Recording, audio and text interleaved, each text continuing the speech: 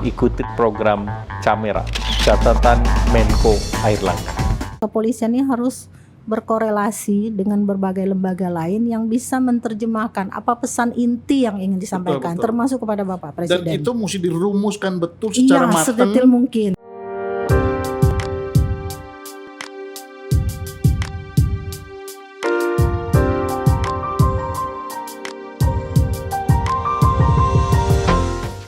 Pesan itu disampaikan itu sangat tergantung dari materi atau sumber informasi yang disampaikan. Iya, jadi gini Bang, ada 4 hal yang harus dipikirkan sebenarnya pada saat itu. Yang pertama itu pengetahuan situasional. Betul. Yang harus dia miliki bagaimana. Lalu yang kedua penentuan tujuan. Tujuan konferensi pers ini untuk menyatakan apa ada terjadi musibah. Yang intinya tujuannya saya pikir waktu itu satu pihak, linier waktu itu. Menjelaskan terjadi tembak-menembak dan itu kesalahan ada pada yang meninggal, ada yang mati. Sementara rakyat berkelindang nih pikirannya. Ini polisi mati ditembak polisi. Jadi polisi menembak yang mati polisi. Nah, dua kata itu aja sudah ruwetnya bukan main. Itu soal yang terjadi saat itu.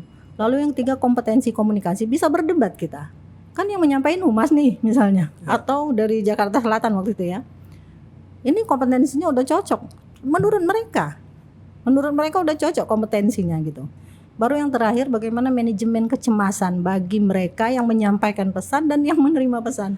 Itu yang tidak dipikirkan. Kayaknya itu kecemasan itu yang. Iya. Nah, kecemasan itu kan lahir bisa saja karena tidak semua data disampaikan. Iya. Ya kan? Atau tidak semua informasi itu disampaikan ke publik atau ada yang masih ada yang gitu, disembunyikan atau ada yang disembunyikan gitu. Sehingga ini menjadi bola liar justru. Iya. Tapi sebenarnya Bang, setiap hal yang disampaikan terutama oleh organisasi pemerintah ya, sebenarnya pesan yang disampaikan ke publik itu banyak yang disembunyikan. Gitu ya. Coba ditelisik, terutama bidang komunikasi politik. Memang kan tidak semua informasi itu harus disampaikan. Iya, harus ya disampaikan. Kan ada yang mesti disimpan, ada yang ini. Justru di sana intinya. Justru di sana intinya. Yang disembunyikan itu seperti apa? Jadi ada orang yang bisa langsung menerima. Saya dulu pernah teringat waktu itu ketika Pak Taufik Kemas melantik Pak SBY jadi presiden. Itu kan kata-kata Pak Taufik Kemas salah waktu itu kan.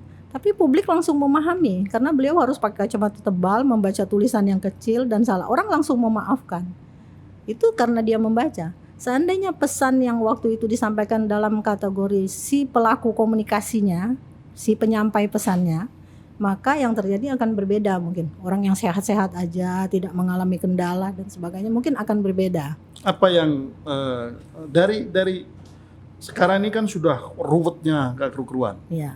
Seperti lingkaran setan gitu ya. Iya kan, penafsiran itu sudah menjadi begitu liar dan sulit dikendalikan. Apa saran Mbak Lely?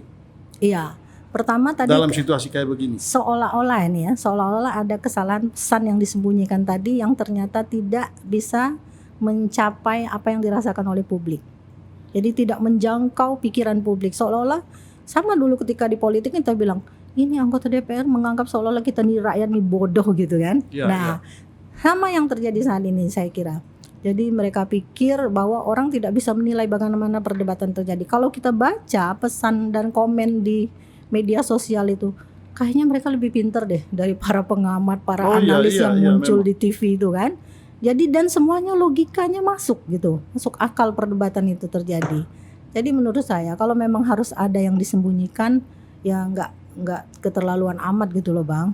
Jadi, artinya logis gitu yang mesti disampaikan itu logis, jadi, terukur. Ya, jadi kan pesan komunikasi itu tidak bisa lagi dikonsepsi sebagai pesan yang bersifat linier. Betul. Itu yang harus mereka pahami. Betul. Eranya sudah berubah. Sudah berubah menjadi interaksional, konvergen seperti yang kita lakukan sekarang, sirkuler, bahkan transaksional, gitu loh.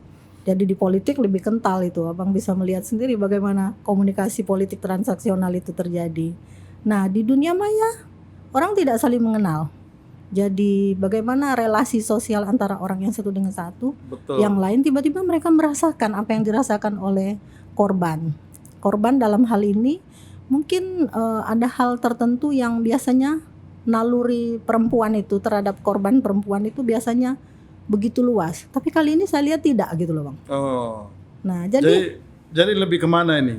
lebih ke naluri korbannya. keperempuanan sekarang ini Iya, lebih ke bukan kemana? kepada korban perempuan, justru ke korban laki-laki ya. Jadi agak berbeda situasinya. Jadi memang berbeda. situasinya Jadi berbeda. tidak otomatis lah kalau perempuan lebih naluri belas Keperempuannya. kasihannya itu ke perempuan juga, tidak Iya, selalu ya. iya. Tergantung konteks situasi. Nah, Mbak Leli, apa pesan kalau seandainya Mbak Leli hari ini diminta oleh nasihat atau saran oleh Iya. kepolisian? Iya. Apa saran Mbak Leli untuk memecah keruwetan ini? Iya, karena ini kan bukan lagi menjadi isu internal. Betul. Jadi kalau misalnya ada 4 media yang bisa digunakan, yang pertama organisasi.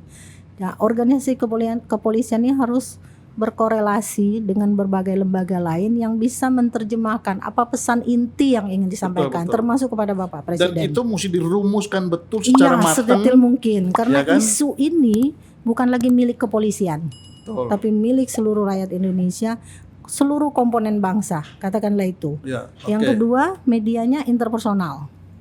Jadi mungkin dari pihak kepolisian jangan karena korbannya itu berada di pihak yang selama ini, yang sebelumnya dianggap, kan dia dikebumikan tidak dengan upacara kepolisian. Dari sana saja sudah terlihat seolah-olah ada keberpihakan terhadap pihak tertentu. Nah, yang seharusnya semacam ini bisa dibungkus dengan model atau cara bagaimana mereka yang bisa merumuskan. Nah, relasi interpersonal itu harus dibangun oleh lembaga kepolisian kepada pihak korban dua-duanya. Jadi tidak boleh salah satu. Oke. Jadi jangan abaikan pihak yang menjadi korban ini. Ketika dia mengkebumikan tanpa melalui upacara kepolisian, sebenarnya sudah terlihat keberpihakan. Itu yang sebenarnya tidak boleh terjadi, sehingga asumsi publik itu menjadi ragu, seharusnya begitu loh. Apa benar nih kepolisian nggak berpihak kepada korban ini gitu loh. Dua-duanya disamakan. Secara interpersonal mereka Oke. perlu melakukan komunikasi. Dan yang ketiga, media massa dan media sosial. Ini gunakan nih dua-duanya. Media sosial lebih banyak dipercaya rakyat sekarang ini. Apapun informasi orang lebih dulu. Kita baru mau ngetik sebuah pesan, sudah ditimpalin oleh pesan lain. Ya. Nah, bagaimana berkejaran dengan itu? Lalu yang keempat, ada kelompok kepentingan. Jangan lupa kemarin dari pihak yang J ya, Brigadir J. Brigadir J, ya. Itu kan sampai mengerahkan kelompok kepentingan Marga Siregar Ya. sejambi gitu. Abang bayangin loh, artinya kan ada kelompok kepentingan yang juga perlu dipertimbangkan. Artinya ini bisa merembet kemana-mana loh Bang. Betul. Kalau misalnya Kalau tidak di-manage dikelola. dengan baik, Ya, itu yang itu saya akan- khawatirkan. Komunikasi itu bukan panacea untuk menyelesaikan semua persoalan. Artinya ada banyak hal lain yang harus dilakukan, yaitu pendekatan psikologi. Ya. Jadi psikologi individual dan psikologi publik. Psikologi yang semacam ini juga harus dikomunikasikan di dalamnya. Ikuti program Camera, catatan Menko Airlangga.